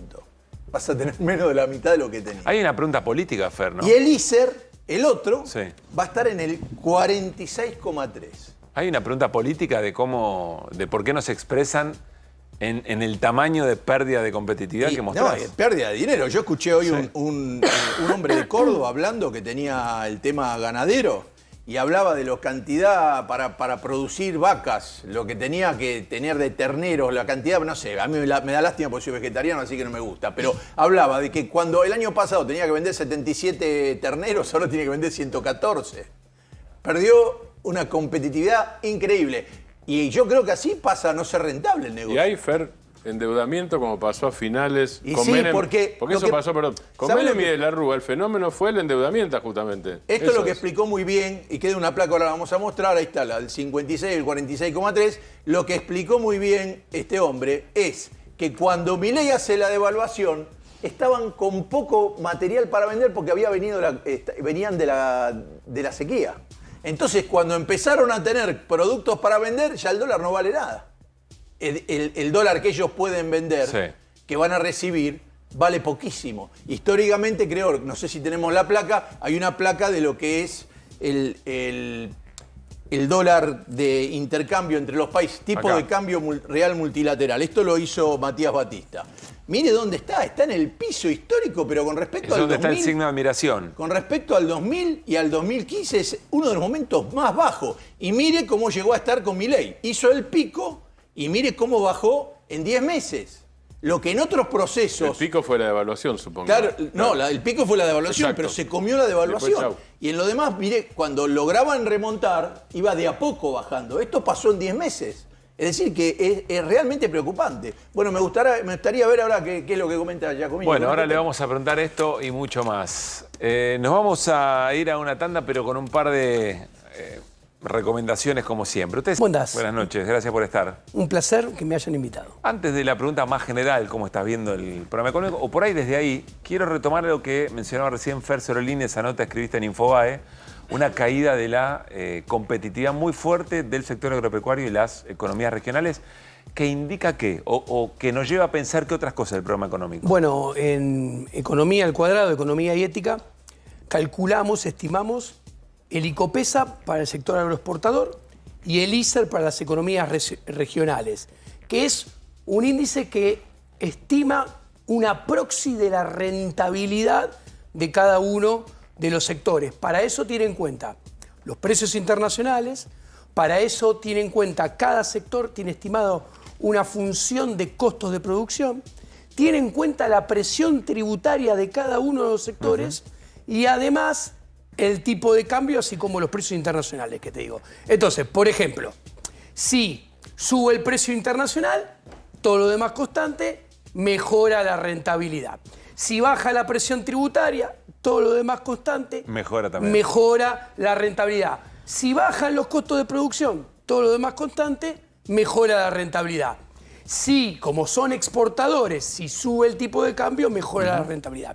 ¿Qué está pasando a lo largo de estos 11 meses del gobierno de Javier Milei, su programa económico para el sector agroexportador, que es poroto, harina, aceite de soja, aceite de girasol, carne, cuero, trigo y maíz? Y después las economías regionales, que tenés pera, manzana, limón, naranja, maní, yerba, arroz, etc.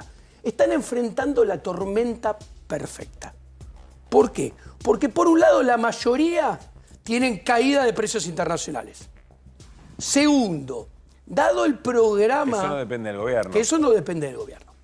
Segundo, ahora vamos a lo que depende del gobierno. Como la política cambiaria / monetaria utiliza y pisa el dólar en forma artificial para utilizarlo de ancla antiinflacionaria, cada uno de los sectores, obviamente estimamos uno por uno, ha tenido un aumento de costos de producción, o sea, a ver, salarios, luz, gas, fertilizantes, abonos, etcétera, etcétera, estratosférico en dólares. Okay. Porque, a ver, la inflación en dólares del gobierno de Javier Milei en 11 meses es 98.6%. Entonces, son sectores que facturan mucho menos en dólares porque cayeron los precios internacionales, pero los costos de producción en dólares le aumenta estratosféricamente. Otro problema más, porque eso hablo de la tormenta perfecta, la presión tributaria. ¿Cuál es el gran problema? El plan motosierra, yo lo expliqué en público muchas veces, se lo expliqué a Javier 150.000 veces, no lo quiso entender. Yo dije, es imposible que lo pagara, era imposible que lo pagara la casta y lo iba a pagar la gente. ¿Por qué? Porque el gobierno nacional, al cortarle las transferencias a las provincias, por ejemplo, las de capital, cuenta por cuenta se las cortó entre un 96 y un 100%, las corrientes alrededor de un 30%. Está la obra pública, pero está obra de infraestructura, alcantarillado, luz, transporte, etc. ¿Eso se cortó? ¿Cuánto dijiste? Entre un 96 y un 100. Todo. Y las o sea, no se pagó nada, resumiendo. Y las corrientes alrededor de un 30 en términos reales. ¿Qué sucede? Cuando el gobernador no recibe esos recursos, ¿qué hace? Se da vuelta y no se los pasa al intendente. Se juntan los gobernadores e intendentes y ¿qué hacen? El gobernador hace revalúos. Claro. El intendente hace revalúos. El gobernador sube alícuotas de ingresos brutos. El intendente sube alícuotas de tasas. Inventan impuestos, inventan tasas. Entonces, sube la presión tributaria a nivel municipal, a nivel provincial, ya la que ya había subido Javier en algunos casos. Con lo cual, el sector enfrenta suba de presión tributaria en los 3 niveles. Entonces, le aumentan los costos de producción, le aumenta la presión tributaria en los 3 niveles de gobierno, le caen los precios internacionales. La conclusión de esto, ¿cuál es? Que la rentabilidad se desploma. Pero la tormenta es tan perfecta que si vos agarrás el poroto de soja, que tiene las retenciones más altas, 33%, y le eliminás ya las retenciones, totales, las pones Sí, en cero, que no va a pasar. Pero que no dale. va a pasar, la competitividad, la rentabilidad de ese sector, la competitividad precio efectiva de ese sector, estaría en lugar de 50% por debajo, 32% O sea, por ni con debajo. eso. O sea, dejando de las retenciones en cero, Sí. solamente haces que, redondeando, baje la pérdida de rentabilidad de 50 a 30%. ¿Y esta tormenta perfecta y con este impacto, qué consecuencias puede Bueno, tener? vos tenés que pensar primero que las economías regionales son exportadoras, pierden mercados en el exterior, y un mercado que se pierde en el exterior son años para volver a recuperarlo. Por ejemplo, pensemos en la industria del vino de Mendoza, que en Dinamarca le pagan el litro de vino $1.30, haciéndose cargo del flete el productor, y el costo de producción del litro de vino está $1. Ahora, él dice, y si le quiere aumentar el litro de vino de $1.30 a $1.35, le dice, no, papi, Voy a otro se lo lado. compro a los franceses que están acá enfrente, se lo compro a los italianos. Bueno, este es un ejemplo. Así es con todos. Pierden mercado, tardan años en recuperarlo. O sea, no es chiste, es un problema realmente muy grave. Segundo problema, las economías regionales son fuertes generadoras de empleo en el interior, con lo cual la pérdida de rentabilidad, la pérdida de mercados lleva a que echen gente, con lo cual eso redunda en caída del salario en términos reales en las economías regionales. Eso a su vez que redunda, caída del nivel de actividad, que cae entonces la recaudación, con lo cual Claro, es la víbora que se come su propia cola, porque si cae la recaudación, el ajuste termina siendo infinito, porque es mentira que el ajuste se terminó. El ajuste no se termina. ¿Por qué no se termina? Porque tenemos estimaciones de recursos en el proyecto presupuesto 2025 que están artificialmente infladas. Entonces, si están artificialmente infladas, vas a terminar recaudando menos.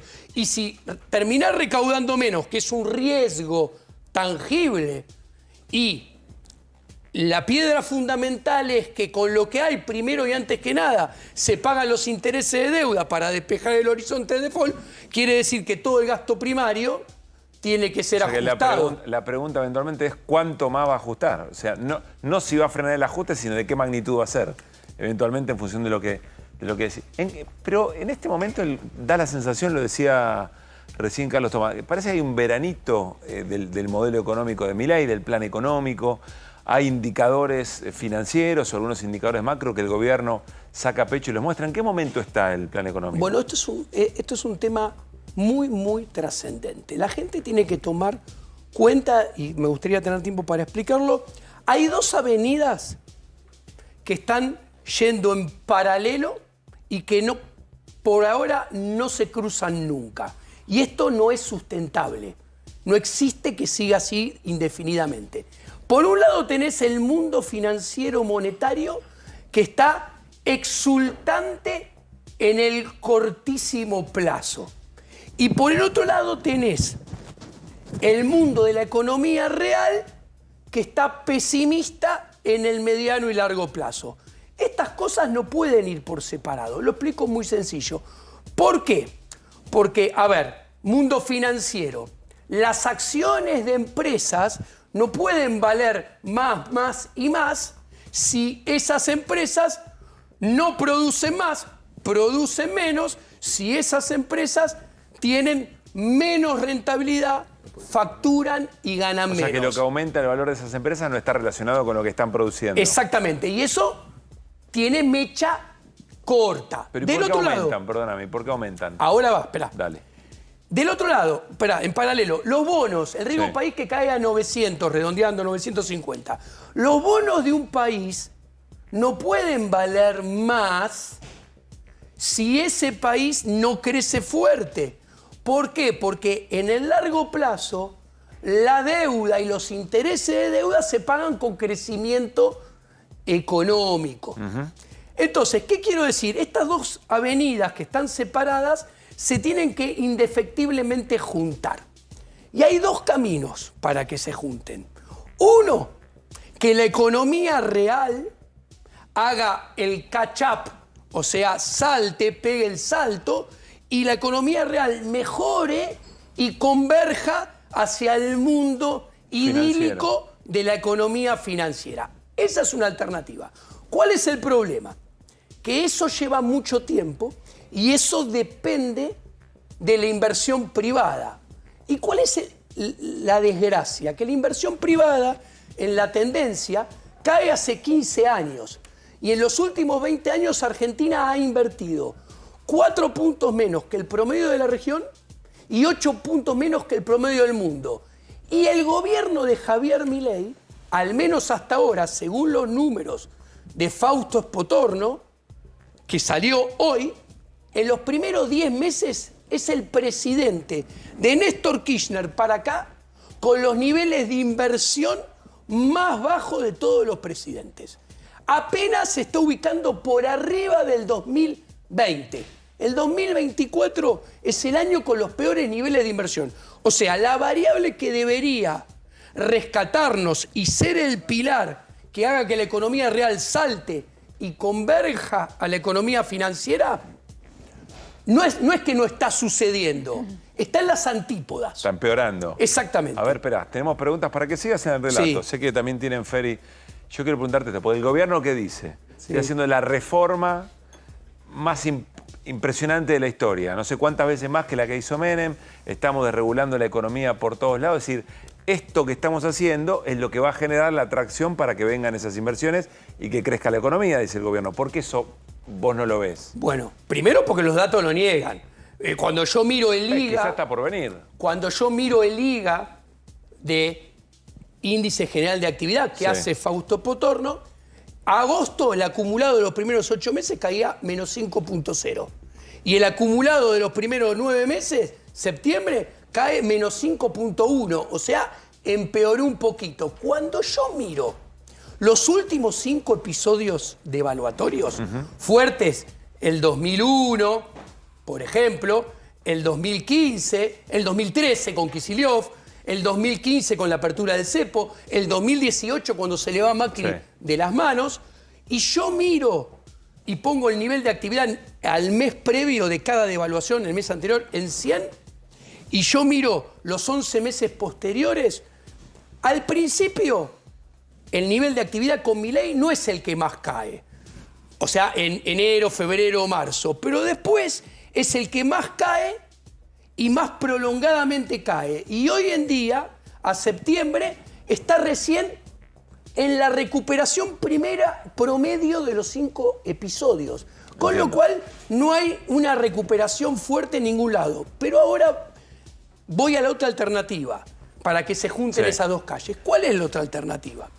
Es que la economía financiera haga el catch down, o sea, caiga desde su optimismo de hoy en día en algún momento al pesimismo de la economía real. ¿Y cuál es el tema? Mientras que la economía real para subir necesita trimestres, semestres y años, la economía financiera para caer necesita semanas o un mes o dos, nada más. ¿Por qué? Porque con el movimiento de un solo precio, que es el tipo de cambio, se dispara el episodio. ¿Y cuál es el...? Es muy volátil. No, muy rápido. O sea, cae casi de un día para otro. ¿Y cuál es el punto? Todo el mundo habla del carry trade. Yo voy a explicar qué es el carry trade. El carry trade es gente del exterior o argentinos que venden sus dólares, los cambian por pesos, los ponen, para que lo entienda la gente, en activo financiero o en plazo fijo. Doy el ejemplo con plazo fijo porque es más accesible. ¿Qué le paga? 3%, 4% de interés en pesos. Al mismo tiempo, como venden los dólares, el dólar baja 5 puntos. Cuenta de almacenero, 4 más 5, 9. Le hacen al dólar 9% en un mes. En los últimos 3 meses le hicieron 27% en 3 meses en dólares. Pero atenti, esto es lo que quiero explicar. No le hicieron todavía nada, no ganaron un centavo en dólares. Esto es como en la casa, para que lo entienda el espectador. Viene alguien y dice, yo esta casa la compré $100.000 y hoy en día vale 200. Gané 100% en dólares. No ganaste 100.000. Para ganar 100.000 la tenés que poner a la venta, la tenés que vender. Cuando cobrás los 200.000, ganaste el 100% de los 100.000. El carry trade es lo mismo. ¿Qué quiere decir? Que para ganar esa tasa en dólares, te tenés que volver a pasar al dólar. Sí. O sea, el carry trade tiene implícito que así como entras al peso, inexorablemente vas a salir del peso y vas a volver al dólar. Cuando vayas al dólar, el dólar va a saltar. Y ahora, ¿por qué existe esta paz cambiaria? Les comento. Primero y principal existe... Después una preguntita para Fer, que tiene que... Sí, redondeo, ¿eh? Dale. En los últimos 3 meses la inflación fue 12% y los plazos fijos subieron 40%. Todos esos plazos fijos que subieron 40% en 3 meses están haciendo en tasa en pesos para en algún momento pasarse al dólar. Cuando esos plazos fijos dejen de hacer tasa y quieran pasarse al dólar, ya no van a faltar pesos. Puerta 2. Van a sobrar pesos. Si se desarma, van a pasar a depósitos a la vista, desde caja de ahorro a cuenta corriente, van a ser MEP, van a ser contado con liqui, van a salir a la calle y van a ser blue. A ver, Fer, te anotaste todo, estoy seguro. Martín estaba. Pero nos queda poquito, por eso digo. Vos posteaste, Diego, hoy, que según las estimaciones el blanqueo estaría logrando, está en tu cuenta de X, una exteriorización del 6,5% de los dólares argentinos fuera del exterior. Y decís, igual el éxito de un blanqueo se mide por el monto, no se mide por el monto exteriorizado, sino por cuánto de este va a inversión real. ¿Cuál es tu escenario, tu futurología, tu pronóstico? ¿Cuánto de esto va a inversión real? Les aviso que nos quedan 3 minutos, digo, para que le metamos patas si quiere preguntar. Primero, el gobierno dijo que se han blanqueado hasta ahora 18.000, digo que es el 6.5% porque el INDEC dice que hay 278.000 millones fuera del sistema. Entonces, 18.000 es el 6.5 de 278. Dicho esto, justamente, para que sea exitoso es, bueno, de lo blanqueado, que es, a ver, pongámoslos en contexto, es el 3% del PBI. Si la mitad fuera inversión, es 1,5% del PBI. Para que se den idea, con el gobierno de Javier Milei, la relación inversión-PBI está en el 14, promedio en los 11 meses. 1,5 puntos más lo sube a 15.5. Vos necesitas entre 17 y 18 para amortizar el stock de capital.